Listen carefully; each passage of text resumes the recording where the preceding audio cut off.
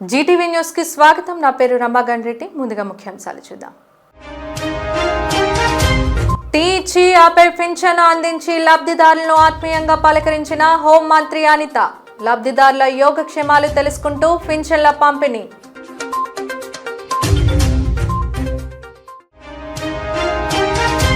TDP Mahanadu ఒక falls. ప్రజలను వంచడానికి ఏడాది తర్వాత మరో ప్రయత్నం. విలేకరుల సమావేశంలో శాసన మండలి ప్రతిపక్ష నేత బొత్స సత్యనారాయణ ఆగ్రహం.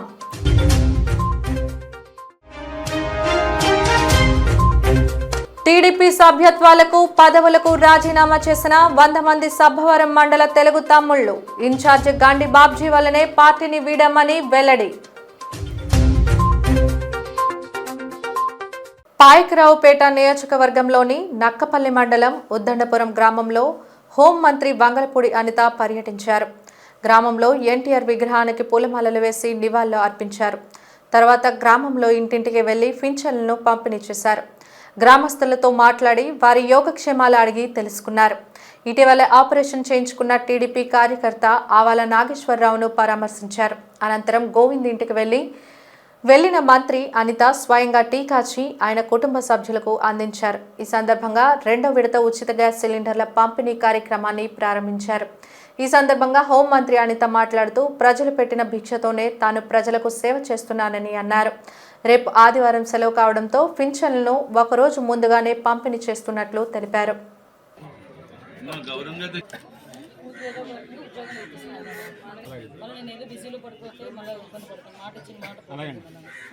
చాలా మందిని కలిశాను. వాళ్ళందరినీ వాళ్ళ కష్ట సుఖాలు కూడా చూసాము. సుమారుగా 4,000 రూపాయల పెన్షన్. మనకి నక్కపల్లి మండలంలో చూస్తే దగ్గర 11,000 మందికి పెన్షన్ ఇచ్చే పరిస్థితి. అంటే దగ్గర 11,956 మంది. దానికి దగ్గర 4,96,91,000 ఈరోజు డబ్బులు ప్రతి నెల 1వ తారీఖు అయ్యేసరికి ఇంటింటికి తీసుకెళ్లి ఎవరైతే సెక్రటేరియట్ జాబ్ వాళ్ళు ఉన్నారో ఉద్యోగస్తులు ఉన్నారో వాళ్ళందరూ కూడా ఇంటింటికి వెళ్ళి వాళ్ళకి గౌరవంగా తీసుకెళ్ళి ఇచ్చే బాధ్యత కూడా తీసుకున్నాం. అంటే ఒకసారి మనం కూడా ఇచ్చిన డబ్బులకి కూడా గౌరవంగా వాళ్ళ చేతిలో పెడితే వాళ్ళకి కూడా ఒక తృప్తి ఉంటుంది. సో దానిలో భాగంగానే ఈరోజు అది కూడా చేసుకున్నాం. ఈరోజు ఇంతకు ముందు అన్నా క్యాంటీన్లు కూడా మనకేమీ లేకుండా ఉంటే రూరల్లో కూడా అన్నా క్యాంటీన్లు వచ్చేవి కాదు. మొన్న రీసెంట్గా పాయకరావుపేట నియోజకవర్గంలో ఒక అన్నా క్యాంటీన్ ఏర్పాటు చేయడానికి కూడా శంకుస్థాపన చేయడం జరిగింది. సుమారుగా 60 లక్షల రూపాయలు పెట్టి. మొన్ననే చెప్పాను, అది పూర్తయిన వెంటనే నక్కపల్లి హాస్పిటల్ దగ్గర కూడా ఒక అన్నా క్యాంటీన్ పెట్టిస్తాను. ఎందుకంటే హాస్పిటల్కి అక్కడ ఎక్కువ మంది వస్తుంటారు, వాళ్ళకి భోజనాలకు ఇబ్బంది పడతారు. కాబట్టి అక్కడ 5 రూపాయలకి భోజనం అనేది వాళ్ళకి చాలా ఉపయోగపడుతుందని అక్కడ కూడా ఒక అన్నా క్యాంటీన్ కూడా ఏర్పాటు చేయడానికి సిద్ధంగా ఉన్నాం. నగరంలో పేరుగాంచిన కళాశాలల్లో ఒకటిగా పేరుగాంచిన ఫిడ్జీ నేడు విద్యార్థుల భవిష్యత్తుతో చెలగాటం ఆడుతుందని కళాశాల విద్యార్థుల తల్లిదండ్రులు ఆవేదన వ్యక్తం చేస్తున్నారు. ఫిడ్జీ చేసిన మోసాన్ని ప్రజలకు తెలియజెప్పి ప్రభుత్వం తమకు న్యాయం చేయాలని కోరుతూ ఈరోజు విశాఖ విజయ్ ప్రెస్ క్లబ్లో విలేకరుల సమావేశం నిర్వహించారు. ఈ సందర్భంగా పేరెంట్స్ మాట్లాడుతూ 2024లో తమ పిల్లలను ఫిడ్జీ కళాశాలలో జేఈఈ, ఐఐటీలో చేర్పించి వారి భవిష్యత్తును పాడు చేశామని ఆవేదన చెందారు. ఉత్తమ విద్యాబోధన చేస్తామని చెప్పి లక్షల్లో ఫీజులు వసూలు చేసి 2గా ఉన్న బ్రాంచుల్లో ఒకదానిని మూసివేసి అందలి పిల్లలను ఎంవీపీ బ్రాంచ్లో కలిపి బోధనను గాలికొదిలేయడంతో పిల్లలు ఆందోళన చెందారని తెలిపారు. విషయం తెలుసుకున్న తాము హుటాహుటిన తమ పిల్లలను వేరే కళాశాలల్లో చేర్పించి చదివించుకుంటున్నామని ఆవేదన వ్యక్తం చేశారు. విద్యార్థులు మాట్లాడుతూ తమ భవిష్యత్తుకి బంగారు బాటలు వేసుకోవాలన్న కోటి ఆశలతో కళాశాలలో చేరిన తమను నిరుత్సాహపరిచి దిక్కుతోచని స్థితిలో వదిలేశారని ఫిడ్జీ యాజమాన్యాన్ని విమర్శించారు. చాలామంది పిల్లలకి దగ్గర అయితే మొత్తం 2 సంవత్సరాల ఫీజు ముందే కలెక్ట్ చేసేసుకున్నారు. బాకీ పిల్లల దగ్గర అయితే 2 సంవత్సరాలు ఎక్కువ భాగం మొదట్లోనే కలెక్ట్ చేసేసుకున్నారు. మేము 18 ఏప్రిల్ 2025న ఎంవీపీ కాలనీ పోలీస్ స్టేషన్లో మా కంప్లైంట్ రిజిస్టర్ చేశాము. ఆ తర్వాత మేము కమిషనర్ ఆఫ్ పోలీస్ గారిని కూడా కలిసాము. మేము 18 ఏప్రిల్ 2025న కంప్లైంట్ నంబర్ 1143 అనేది ఎంవీపీ పోలీస్ స్టేషన్లో మేము రిజిస్టర్ చేసాం. ఒక 6-7 నెలలు బాగానే ఉంది, ఫ్యాకల్టీ పర్లేదు, కరెక్ట్గానే పోతున్నాయి క్లాసెస్. కానీ ఆ తర్వాత స్లోగా టీచర్లు అలా వదిలేసి వెళ్ళిపోతూ ఉన్నారనమాట టీచర్లు. అయితే మాకెవరికి అర్థం కాలేదు ఎందుకు టీచర్లు వెళ్ళిపోతున్నారని. కొన్ని రూమర్స్ అయితే వచ్చాయి, ఫైనాన్షియల్ క్రైసిస్ ఏదో ఫిడ్జీకి ఉందనేసి. సో మేము అనుకుంటున్నాం ఫిడ్జీ ఏమైనా క్లోజ్ చేసేస్తారా అని భయపడిపోతున్నాం. 2024లోనే 2 ఇయర్స్కి సరిపడా, అంటే 24 నుంచి 26 దాకా 2 ఇయర్స్ ఫీజు తీసేసుకున్నారు. చెక్స్ తీసుకున్నారు. 24 అక్టోబర్ కల్లా లెక్చరర్స్ అందరూ వెళ్ళిపోయారు. ఎలా వెళ్ళిపోయారంటే స్టూడెంట్స్కి చెప్పారు. ఏం చెప్పారు? మేము వదిలేస్తున్నాం, మాకు 6 నెలల నుంచి జీతాలు లేవు, అందుకని మేము వెళ్ళిపోతున్నాం, మీరు వేరే కాలేజీలు చూసుకోండి అని సైలెంట్గా చెప్పారు. స్టూడెంట్స్ అంటే మా పిల్లలు వచ్చి మా దగ్గరికి చెప్పడం వల్ల మాకు తెలిసింది. లేదంటే వాళ్ళు పారిపోతున్నారు కానీ క్లాసెస్ జరగట్లేదని కానీ లోపల ఏం జరుగుతుందో ఏమీ తెలియదు. కనీసం 2.5 లక్షల నుంచి 7 లక్షల దాకా వసూలు చేశారు ఒక్కొక్క పేరెంట్ దగ్గర నుంచి. కడపలో టీడీపీ అట్టహాసంగా నిర్వహించిన మహానాడు ఒక బూటకంగా ముగిసిందని శాసనమండలి ప్రతిపక్ష నేత బొత్స సత్యనారాయణ ఆగ్రహం వ్యక్తం చేశారు. విశాఖపట్నం క్యాంపు కార్యాలయంలో మీడియాతో మాట్లాడుతూ ఎన్నికలకు ముందు చేసిన మోసంను ఏడాది పాలన తర్వాత మరోసారి ఈ మహానాడు ద్వారా మోసం చేసేందుకు ప్రయత్నించారని మండిపడ్డారు. మహానాడు ద్వారా రాష్ట్ర ప్రజలకు అధికార పార్టీగా తెలుగుదేశం ఏం చేసిందో చెప్పండి అంటూ స్పష్టం చేయాలని డిమాండ్ చేశారు. ఏడాది అసమర్థత పాలనలో వైఫల్యాలను కప్పిపుచ్చుకునేందుకు సభ్యత మరచి దారుణమైన భాషతో వ్యక్తిగత దూషణలు చేసేందుకే మహానాడును పరిమితం చేశారని ధ్వజమెత్తారు. చివరికి రాష్ట్రంలో 10వ తరగతి పరీక్షలు రాసిన విద్యార్థుల జవాబు పత్రాలను కూడా సరైన విధంగా మూల్యాంకనం చేయించలేని స్థాయికి విద్యాశాఖను తీసుకెళ్లిన ఘనత కూడా కూటమి ప్రభుత్వానికే దక్కుతుందని అన్నారు. ఈ చేతకాని ప్రభుత్వంలో విద్యార్థులకు సైతం దారుణమైన అన్యాయం జరగడం అత్యంత బాధాకరమని అన్నారు. ప్రతి సంవత్సరం ఏదో విధంగా జరుగుతుంది కానీ ఈ రకమైన కొత్త టెక్నిక్లతో ఉన్నవి లేనివి ఉన్నట్లు ప్రభుత్వం వచ్చి అధికారంలో ఉండే ప్రభుత్వం, సంవత్సర కాలం పాటు పరిపాలన చేసిన ప్రభుత్వం ఈ సంవత్సర కాలంలో ఏం చేశామో చెప్పుకోలేక ఏవేవో జిమ్కులు చేస్తూ ప్రజలు మభ్యపెట్టడానికి 3 రోజులు చాలా తాపత్రయపడింది. మనం చూసాం. ఆ తాపత్రయం ఎంత కాదు. ఆ తాపత్రయం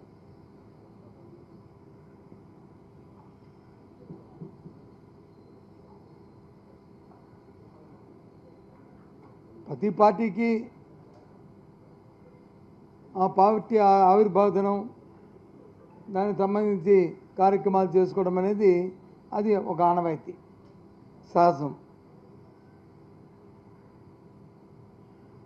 ఆ ఆనవాయితీలో ఆ కార్యక్రమాల్లో అధికారంలో ఉంటే అధికారంలో చేసిన పనులు చెప్పుకుంటారు, అధికారం లేకపోతే ఉన్నప్పుడు చేసిన కార్యక్రమాలు చెప్పుకుంటారు,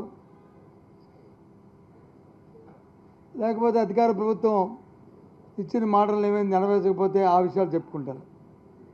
కానీ ఇక్కడ ఒక దురదృష్టం ఏంటంటే అధికారంలో ఉండి తెలుగుదేశం పార్టీ కూటమి ప్రభుత్వం ఈ సంవత్సర కాలం ఏం చేసిందో చెప్పుకోలేక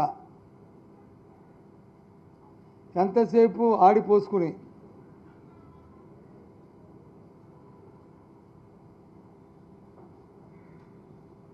ఆత్మస్థుతి పరనింద అనే సామెతలాగా వాళ్ళు వచ్చి పొగుడుకుంటూ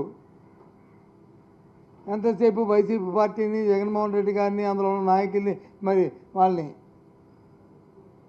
కించపరుస్తూ స్థాయి లేని సభ్యత లేకుండా వారు మాట్లాడిన భాష రాష్ట్ర ప్రధానికి అంతా కూడా చూశారు. సూటిగా అడుగుతున్నాను ఆ పార్టీని, ఆ నాయకుల్ని, ఈ సంవత్సర కాలంలో మీరు ఇచ్చిన సూపర్ 6లో ఎందుకు అమలు జరపలేకపోయారు, ఎందుకు అమలు జరపకపోతే ఆ విషయాన్ని, ఆ సంజాయిషిని ఎందుకు ఆ వేదిక మీద మీరు ఇవ్వలేదు? ఫంక్షన్ తప్ప ఏ కార్యక్రమాన్ని మీరు చేశారని అడుగుతున్నాను. రైతులకు ఇవ్వాల్సిన ఏదైతే రైతు భరోసా ఏదైతే ఇచ్చేవాళ్ళమో కేంద్ర రాష్ట్ర ప్రభుత్వాల తాలూకా సమన్వయంతో ఒక సంవత్సరం మొదటి సంవత్సరం గాలికి ఎగ్గొట్టారు, రెండో సంవత్సరం ఇప్పుడు లేదు. అంటే అది 20,000 ఇది 20,000 40,000 రూపాయలు ఎప్పుడు ఇస్తారు చెప్పండి? అయిపోయాయి సంవత్సర కాలం. ఈ 10 ఆ 20 ఈ 20 ఎప్పుడు ఇస్తారు? అమ్మఒడికి ఇస్తా అన్నారు, ఓకే. గత సంవత్సరం ఇవ్వాల్సిన 15,000 ఈ సంవత్సరం ఇవ్వాల్సిన 15,000 ఎప్పుడు ఇస్తారు ఆ పాపకి, ఆ అబ్బాయికి? దానికి ఏదైనా తేదీ ఉందా? అది చెప్పలే, అది కూడా వేదిక మీద ప్రకటించలే. ఎంతసేపు పాసింగ్ రిమార్క్స్ చేసావు, లేదంటే జగన్మోహన్ రెడ్డి గారిని తిట్టుకున్నావు. ఏంటి ఈ రాష్ట్రంలో ఈ సంవత్సర కాలంలో మీరు చేసిన అభివృద్ధి? మీరు చెప్పిన మోసం మాటలకి, మాయ మాటలకి ప్రజలు మోసగించబడి సంవత్సర కాలం పాటు ఇబ్బంది పడుతున్న ఈ తరుణంలో కనీసం ఒక మంచి మాటైనా ఒక ఉపశమనానికి మీరు చెప్పారా? అందులో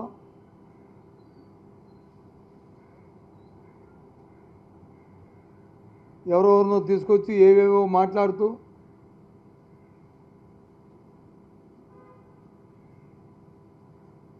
ఈ కార్యక్రమాలు జరిపాయి.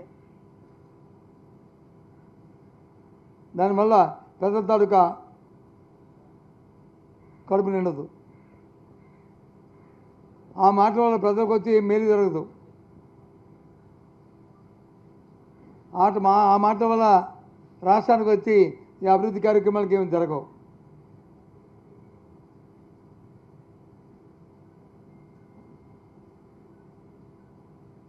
చాలా ఆశ్చర్యం వేసింది నాకు చూస్తే. కొన్ని ఈరోజు కాకపోతే రేపు కాకపోతే ఎల్లుండి కొన్ని ఆఖరిలో ఆయన బహిరంగ సభలో అయినా సరే ఒక కన్స్ట్రక్టివ్గా ఒక సైద్ధాంతికంగా ఏదైనా మాట్లాడి ప్రజలకు ఒక మెసేజ్ ఇస్తారేటో అనుకున్నాం. ఎంతసేపు సొల్లు కబుర్లు చెప్పుకొని, సొల్లు మాటలు చెప్పుకొని ఏ ఒకటి కూడా లేకుండా ఒకరికా దగ్గరగా అందరూ ఓపెన్ చేసుకోవాలి అంతే. మానవ హక్కుల సంరక్షణ కోసం ఆర్టీఐ హ్యూమన్ రైట్స్ ఉందని south India chairman alpha Krishna పేర్కొన్నారు. అవినీతిని అంతం చేయడానికి వెనుకాడబోమని, ప్రజల సమస్యలపై పోరాడతామని, ఎవరికి ఎటువంటి అన్యాయం జరిగినా ఆర్టీఐను సంప్రదించవచ్చని ఆయన అన్నారు.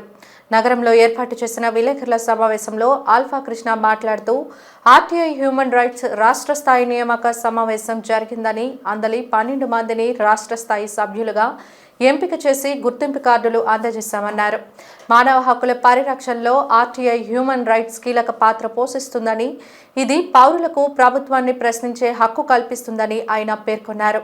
ఈ చట్టం సమాచారం కోసం ప్రజలకు ఒక మార్గాన్ని కల్పిస్తూ అధికార దుర్వినియోగాన్ని నివారిస్తుందన్నారు. వేర్వేరుగా సేవలు అందించే ఆర్టీఐ హ్యూమన్ రైట్స్లను తాము ఒకే చోట పునరుద్ధరించి సేవలను మరింత విస్తృతపరుస్తున్నామని తెలిపారు. అవినీతి నిర్మూలనలో ప్రస్తుతం భారతదేశం 133వ స్థానంలో ఉందని గుర్తు చేశారు. ప్రపంచంలోనే 2వ అతిపెద్ద జనాభా కలిగినటువంటి మన దేశంలో హ్యూమన్ రైట్స్ ఉన్నాయి, ఆర్టీఐ ఉంది. కానీ ఆర్టీఐ హ్యూమన్ రైట్స్ కలిపి ఉన్నటువంటి ఏకైక సంస్థ కామేష్ గాడి గారు, ముంబైకి చెందినటువంటి ఒక ప్రముఖ న్యాయవాది గారిది స్థాపించారు. అన్ని సర్టిఫికెట్స్ ఉన్నాయి, నీతి ఆయోగ్ నుండి అన్ని. హ్యూమన్ రైట్స్ అంటే ఈ రోజుల్లో మీకు తెలియనిదేం లేదు, అన్నీ ఉన్నాయి హ్యూమన్ రైట్స్. నేను దాని జోలికి పోదలుచుకోలేదు. కానీ ఆర్టీఐ హ్యూమన్ రైట్స్ చాలా ట్రాన్స్పరెంట్గా ఉంటుంది, నిక్కచ్చిగా, నిజాయితీగా, నిష్పక్షపాతంగా ఉంటుందని చెప్పేసి మీ ద్వారా తెలియజేస్తూ ఉన్నా. మరొక అంశం ఏంటి అంటే, మీకు తెలుసు, భారతదేశం ఇవాళ ప్రపంచ దేశాలలో అవినీతిని నిర్మూలించడంలో 133వ స్థానంలో ఉంది. ప్రపంచ దేశాల్లోనే అతిపెద్ద ప్రజాస్వామ్య దేశమైన భారతదేశం 133వ స్థానంలో ఉంది అంటే మనం ఎంత వెనకబడిపోయామో అర్థం చేసుకోవచ్చు. ఆర్టీఐ 2005లో మొదలైన తర్వాత 2025 ఇప్పటి వరకు ఈ 20 సంవత్సరాల ప్రయాణంలో గణనీయమైనటువంటి విజయాలు సాధించింది అనేది మీ ద్వారా తెలియజేస్తూ ఉన్నా. మరొక ముఖ్య విషయం, ఎక్కడైనా సరే ప్రభుత్వం నుండి ₹1 వేతనం తీసుకునే ప్రతి ఒక్కరు కూడా, వారు ఏ రంగానికి సంబంధించిన వారైనప్పటికీ కూడా ఆర్టీఐ పరిధిలోకి వస్తారు. ఇది అన్ని రంగాల్లో ఉన్నటువంటి వ్యక్తులు గుర్తు పెట్టుకోవాల్సిందిగా నేను విజ్ఞప్తి చేస్తున్నాను. అన్ని రంగాలు దయచేసి ఇది అండర్లైన్ చేసుకోవాలి. ప్రభుత్వ రంగం అవ్వచ్చు, ప్రజా జీవిత రంగం అవ్వచ్చు, ఏ రంగమైనా పర్వాలేదు. ప్రభుత్వం నుండి ₹1 వేతనం తీసుకునే ఎవరైనా సరే ఆర్టీఐ పరిధిలోకి వస్తారు. మీ ద్వారా నేను తెలియజేసేది విశాఖ జిల్లా ప్రజలకు, ఉత్తరాంధ్ర ప్రజలకు, రాష్ట్ర ప్రజలకు రైట్ టు ఇన్ఫర్మేషన్ యాక్ట్ సామాన్యుడి చేతిలో హస్త్రం. పోర్ట్ హాస్పిటల్ ప్రైవేటీకరణ ఆపాలని డిమాండ్ చేస్తూ సిఐటియు ఆధ్వర్యంలో ఆసుపత్రి ఎదుట చేపట్టిన రిలే నిరాహార దీక్ష 243వ రోజుకి చేరింది. నేటి నిరసన దీక్షలో సిఐటియు నాయకులు జగన్ పాల్గొని మాట్లాడారు. గోల్డెన్ జూబ్లీ హాస్పిటల్ టెండర్కి ఎవరు రాకపోయినా మరలా వాయిదాలు వేస్తూ కొత్త టెండర్ వేస్తూ ఎలాగైనా ప్రైవేట్ పరం చేయాలని చూడటం దుర్మార్గమన్నారు. పోర్టు దగ్గర ఉన్న సొంత నిధులతో అభివృద్ధి చేయాలని, హాస్పిటల్ ప్రైవేటీకరణపై టీడీపీ జనసేన కూటమి ప్రభుత్వం కూడా స్పందించాలని కోరారు. ఆరోగ్య సంరక్షణ కోసం యోగాంధ్ర వంటి కార్యక్రమాలు నిర్వహిస్తున్న కేంద్ర రాష్ట్ర ప్రభుత్వాలకు సుమారు 25,000 మంది కార్మికుల ఆరోగ్య భద్రత కానరాకపోవడం దురదృష్టకరమని అన్నారు. హాస్పిటల్ ప్రైవేటీకరణ అనైతికమని, హాస్పిటల్ అభివృద్ధి కార్మికుల కృషితోనే సాధ్యమైందని, వేల మంది కార్మికుల ఆరోగ్యానికి సంబంధించిన సేవలను ప్రైవేటు వారికి అప్పగించడం అనర్హమని తెలిపారు. విశాఖపట్నం పోర్టు విశాఖ అభివృద్ధికి కీలకమని, ప్రతి ఏటా మున్సిపాలిటీకి సగటున 65 కోట్ల రూపాయల పన్నులు కడుతున్న పోర్టును ప్రైవేటు వారికి ఇచ్చి ధారాదత్తం చేయడం అభివృద్ధికి అడ్డుగా నిలుస్తుందని అన్నారు. ప్రైవేట్ వాళ్ళు ఎవరు కూడా ఇప్పటికే ఆల్రెడీ మెడికవర్ కానీ అటు కిమ్స్ కానీ వీళ్ళిద్దరూ వచ్చి కూడా టెండర్లో పాల్గొని కూడా మేము నడపలేమని చెప్పేసి వెళ్ళిపోయే పరిస్థితి ఉంది. అయినా ఈరోజు కేంద్ర ప్రభుత్వం చాలా మొండిగా వ్యవహారం చేస్తూ ఉంది. మీరు ఎప్పటికైనా సరే మళ్ళీ టెండర్లు వేయండి, రీటెండర్ చేయండి, పోర్ట్ హాస్పిటల్ తప్పనిసరిగా ప్రైవేట్ వాళ్ళకి ఇవ్వాలి, మనం నడపడం సరైనది కాదని చెప్పేసి చెప్తా ఉన్నారు. పోర్ట్ యాజమాన్యం మీద ఒత్తిడి తీసుకొస్తూ ఉంది బీజేపీ ప్రభుత్వం. ఎప్పటికైనా మేము చెప్పదలుచుకున్నాం, ఇప్పటికైనా ఎవరు రాకపోయినా సరే మొండిగా వేయాలని చెప్పేసి ఆలోచన వెంటనే విరమించుకోవాలి.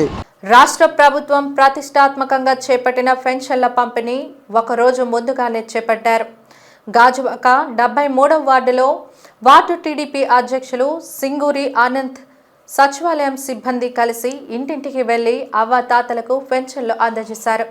ఈ సందర్భంగా అనంత్ మాట్లాడుతూ రాష్ట్రంలోనే ప్రప్రథంగా పెన్షన్లు అందజేసిన ఘనత తెలుగుదేశం పార్టీ వ్యవస్థాపకుడు నందమూరి తారక రామారావుదే అని అన్నారు. 1వ తారీఖు ఆదివారం గనుక ఒకరోజు ముందుగానే కూటమి ప్రభుత్వం పెన్షన్లను అందజేస్తున్నట్లు తెలిపారు. కూటమి ప్రభుత్వం అర్హులైన ప్రతి ఒక్క పెన్షనర్కి పెన్షన్లు అందజేస్తుందని అన్నారు. రాష్ట్ర ప్రజలు కూటమి ప్రభుత్వం చేపడుతున్న అభివృద్ధి కార్యక్రమాలకు సహకరించాలని కోరారు. కార్యక్రమంలో వార్డు నాయకులు నమ్మి సింహాద్రి, వియ్యపు నరేష్, ఉరుకూటి ముత్యాలమ్మ, టెక్కలివార తదితరులు పాల్గొన్నారు. నారా చంద్రబాబు నాయుడు గారు, కూటమి ప్రభుత్వం, అలాగే మన పల్లా శ్రీనివాస్ గారి ఆధ్వర్యంలో ఈ పెన్షన్ కార్యక్రమం ఒకరోజు ముందే పంచడం జరుగుతుంది.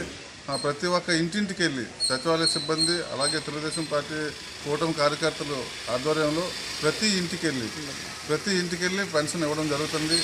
అలాగే రాని వాళ్ళు చాలామంది రాని వాళ్ళు ఉన్నారు. వాళ్ళకు కూడా అతి త్వరలోనే ప్రభుత్వం చర్యలు తీసుకుంటుంది, వాళ్ళకు కూడా ఇవ్వడం జరుగుతుంది. వాళ్ళు కూడా నిరాశపడక్కర్లేదు.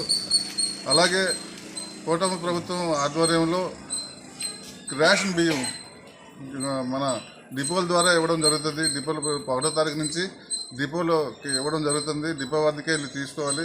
అక్కడ ఇక్కడ తిరగకుండా ఏకంగా డిపో ఒక దగ్గర ఉంటుంది. ఆ డిపో పరిధిలోనే తీసుకోవాలి ప్రతి ఒక్కరు కూడా. ఆ సౌకర్యం కూడా కూటమి ప్రభుత్వం కల్పించింది.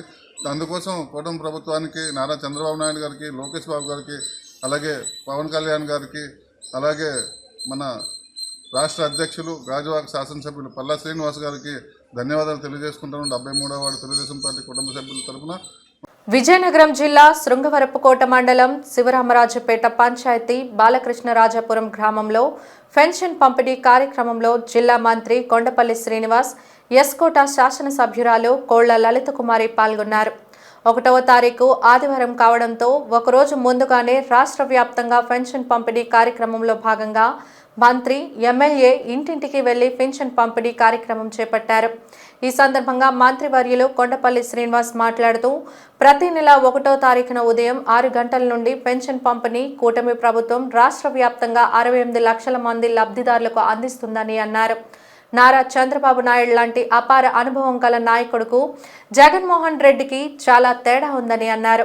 ఎన్నికల్లో ఇచ్చిన హామీల ప్రకారం ఒక్కొక్కటి పూర్తి చేస్తున్నామని, అన్నా క్యాంటీన్ల విషయంలో జగన్మోహన్ రెడ్డి పేదల కడుపు కొట్టాడని, ఆ విషయంలో కూటమి ప్రభుత్వం ఇచ్చిన మాట ప్రకారం 204 అన్నా క్యాంటీన్లు ఏర్పాటు చేసి 2,25,000 మంది కడుపు నింపుతుందన్నారు. ఆయన రాయలసీమలో వెళ్తుండగా ఒక చెట్టు కింద ఒక ముసలివాడు ఉంటే ఆయన చూసి కారాపి, ఎందుకు ఇక్కడ ఉన్నామంటే నా పిల్లలు నన్ను పట్టించుకోలేదు, నన్ను గౌరవంగా చూసుకోవట్లేదు, నేను ఏ పనికి వెళ్ళలేకపోతున్నాను, నేను ఇబ్బంది పడుతున్నాను అని చెప్పంగానే తన నందమూరి తారక రామారావు గారు, అప్పటి ముఖ్యమంత్రి వర్యులు, ఈరోజు పెద్దలకి పిల్లలు పెంచి ప్రయోజకులు చేసి ఒక మంచి భారతీయుడిగా తీర్చిదిద్దినటువంటి తల్లిదండ్రులను చూసుకోవాల్సిన బాధ్యత పిల్లలకి ఎంత ఉందో ప్రభుత్వానికి కూడా అంతే అవగా ఉండాలని ఒక బాధ్యతతో దేశంలో ఎక్కడా లేనటువంటి విధంగా పెన్షన్ ఇవ్వాలి, వృద్ధాప్య పెన్షన్ ఇవ్వాలని మొట్టమొదటిసారి గౌరవ అప్పటి ముఖ్యమంత్రి వర్యులు నందమూరి తారక రామారావు గారు మొదలుపెట్టారు. అప్పుడు మొదలైనటువంటి 50 రూపాయలతో తెలుగుదేశం ప్రభుత్వం 2014లో వచ్చిన తర్వాత 200 రూపాయలు చేయడమే కాకుండా విడో పెన్షన్ ఎవరైతే భర్త చనిపోయి ఉన్నారో మహిళలకి వాళ్ళకి సహకారం చేయాలని వానికి ఇవ్వడం, అలాగే వికలాంగులు ఎవరైతే ఉన్నారో వాళ్ళకు కూడా వాళ్ళు కూడా ఇబ్బంది పడకూడదని గౌరవ ముఖ్యమంత్రి వర్యులు చంద్రబాబు నాయుడు గారు ఆయనకి ఇవ్వడం. పెందుర్తి నియోజకవర్గం సబ్బవరం మండలం పైడివాడ అగ్రహారం పెదనాయుడుపాలెం పంచాయతీ పరిధిలో ఉన్న 4 ఊర్లలో సుమారు 100 మంది తెలుగు తమ్ముళ్లు టీడీపీ పార్టీ సభ్యత్వానికి, పార్టీ పదవులకు రాజీనామా చేశారు. పెందుర్తి తెలుగుదేశం పార్టీ ఇన్ఛార్జ్ గండి బాబ్జీ వైఖరి కారణంగా పార్టీ సభ్యత్వానికి రాజీనామా చేస్తున్నామని నాయకులు చెప్పారు. రాజీనామా చేసిన వారిలో పైడివాడ అగ్రహారం ఎంపీటీసీ సీరం అప్పల్ రాజు, మాజీ ఎంపీటీసీ అక్కిరెడ్డి నాగలక్ష్మి, దుర్గానాయుడు, తెలుగు యువత అధ్యక్షుడు రోమాల చంద్రశేఖర్, కిల్లి వెంకట సత్యనారాయణ, మాజీ సర్పంచులు, మాజీ ఎంపీటీసీలు, మార్కెట్ కమిటీ డైరెక్టర్లతో పాటు మరికొంతమంది టీడీపీ నాయకులు పార్టీ పదవులకు రాజీనామా చేశారు. నియోజకవర్గంలో మరికొంతమంది తెలుగుదేశం పార్టీకి రాజీనామా చేసే అవకాశం ఉందని నాయకులు తెలిపారు. ఎన్నో సంవత్సరాలుగా టీడీపీ పార్టీలో కష్టపడి పనిచేసిన తమ వంటి వారికి గండి బాబ్జీ ఇన్ఛార్జి అయిన తర్వాత గుర్తింపు లేకుండా పోయిందని ఆవేదన వ్యక్తం చేశారు. నియోజకవర్గంలో జరిగే కార్యక్రమాలకు సంబంధించిన సమాచారం తమకు ఉండదని తెలిపారు.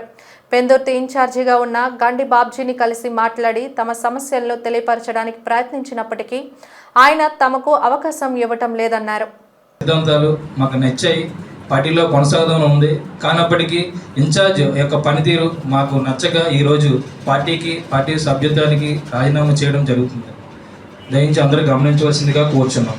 2024వ సంవత్సరంలో మరి పెందుర్తి నియోజకవర్గానికి మరి ఇన్ఛార్జిగా మరి గౌరవ శ్రీ మరి గండి బాబ్జీ గారిని నియమించడం జరిగింది.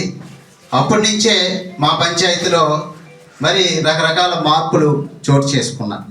మరి పార్టీ కోసం కూడా నిరంతరం కష్టపడి ఏ సమస్య ఉన్నప్పటికీ కూడా ఏ రోజు కూడా వెనకాడకుండా మరి పార్టీ దైవం అనుకొని మేము ముందుకు సాగినప్పటికీ కూడా మరి ఇక్కడ కొంతమంది స్థానిక నాయకులు మరి మా మీద లేనిపోయిన అబండాలు చెప్పి మరి మమ్మల్ని ఇన్ఛార్జ్ దగ్గర మమ్మల్ని చిన్నతనం చేశారు. మేము పార్టీలో కూడా ఉంటున్నప్పటికీ కూడా మరి అనేక అవమానాలు ఎదుర్కొన్నాం. కానీ ఏ రోజు కూడా మేము ఆ విషయాలు ఎవరికి చేసుకోలేదు. పార్టీ మంచిది, మరి పార్టీ సిద్ధాంతాలు నమ్ముకొని ఉన్నాం కాబట్టి పార్టీని మరి ఎప్పుడు ఈ విషయాలన్నీ మాట్లాడుకుంటే మరి మన తాలూకా గౌరవాన్ని మనమే తీసుకుంటామని చెప్పి అలా బరాయించుకుంటూ రావడం జరిగింది. కానీ కూటమి ప్రభుత్వం వచ్చి దగ్గర సంవత్సరం గడుస్తుంది. మరి మమ్మల్ని పార్టీ పరంగా మా గ్రామ పంచాయతీ వరకు వస్తేప్పటికీ గ్రామంలో వేసిన కమిటీలు కానీ మామూలు పార్టీలో కొంతమందికి పదవులు ఇవ్వడం కానీ ఏ విషయం కూడా కొంతమందికే చెప్పడం జరుగుతుంది. వాళ్ళు ఇన్ఛార్జ్ గారు కలబెట్టి ఏ నిర్ణయం అయితే తీసుకుంటున్నారో అవి ఇంప్లిమెంటేషన్ చేస్తూ ఉన్నారు. పార్టీ స్థాపించిన దగ్గర నుంచి కూడా పైడివాడ గ్రామ పంచాయతీకి ఒక ఏదైనా తెలుగుదేశం పార్టీకి మంచి ఏదైనా ఎలక్షన్ ఎప్పుడు జరిగినా కూడా తెలుగుదేశం పార్టీ మరి ఆ పంచాయతీలో కొనసాగుతూ వచ్చేది. మరి పార్టీ స్థాపించిన దగ్గర నుంచి కూడా మరి చాలామంది నాయకులు ఉన్నారు. ఆ నాయకులు కానీ ఆ పెద్దలు కానీ పదవుల్లో ఉన్న నాయకులు కానీ గౌరవించకుండా మరి ఈరోజు ఇన్ఛార్జ్ గారు మరి కొంతమంది స్థానిక నాయకులు కలబెట్టి మా గ్రామం వరకు వస్తే గ్రామ కమిటీ కూడా ఇవ్వడం జరిగింది. గ్రామ కమిటీలో కూడా ఎక్కడ కూడా మా యొక్క అభిప్రాయాలు ఎక్కడ తీసుకోవటం లేదు.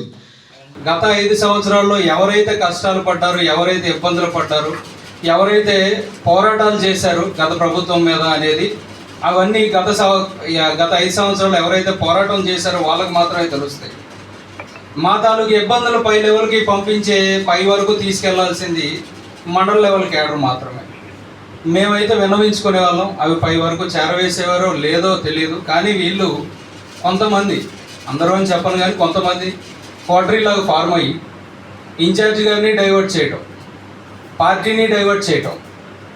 ఈరోజు దాని తాలూకు పర్యవసానం ఏంటంటే మేము దగ్గరికి వెళ్ళినా సరే చేరదీయకపోయిన పరిస్థితి వచ్చేసింది. ఇన్ఛార్జ్ గారి దగ్గర 5 సంవత్సరాలు నానా నరకం అనుభవించి ఇక్కడున్న కార్యకర్తలందరూ చాలా కష్టాలు పడి ఈరోజు ప్రతి ఓటు ఇంపార్టెంట్. పార్టీ వరకు వచ్చేసరికి, గవర్నమెంట్ వరకు వచ్చేసరికి ప్రతి ఓటర్ ఇంపార్టెంట్.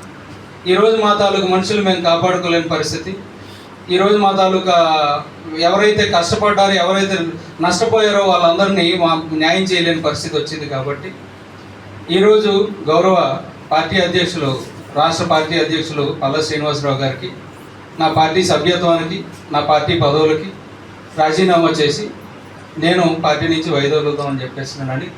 గౌరవపూర్వకంగా చంద్రబాబు నాయుడు గారిని అంటే మాత్రం నాకు ఈ రోజుకి అభిమానం. పార్టీ అంటే మా నరనరాల్లో, మా రక్తంలో ప్రవహిస్తూ ఉంటుంది. కానీ మాకున్న పరిస్థితులు, మా తాలూకు మనుషులు మేము కాపాడుకోలేని పరిస్థితి వచ్చినప్పుడు నేనేం చేయలేని పరిస్థితి అయ్యింది. కాబట్టి ఇంకా పార్టీ నుంచి రాజీనామా చేసి పార్టీ నుంచి వైదొలుగుతామని చెప్పేస్తున్నానండి. ఇది వార్తలు ముగించే ముందు ముఖ్యాంశాలు మరోసారి. టీ ఇచ్చి ఆపై పింఛను అందించి లబ్ధిదారులను ఆత్మీయంగా పలకరించిన హోంమంత్రి అనిత. లబ్ధిదారుల యోగక్షేమాలు తెలుసుకుంటూ పింఛన్ల పంపిణీ.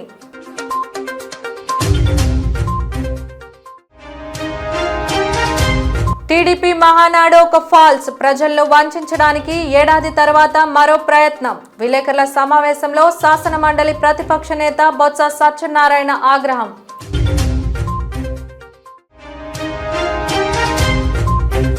టీడీపీ సభ్యత్వాలకు, పదవులకు రాజీనామా చేసిన 100 మంది సబ్బవరం మండల తెలుగు తమ్ముళ్లు. ఇన్ఛార్జ్ గండి బాబ్జీ వల్లనే పార్టీని వీడమని వెల్లడి. జీటీవీ న్యూస్ ఇంతటితో సమాప్తం. నమస్కారం.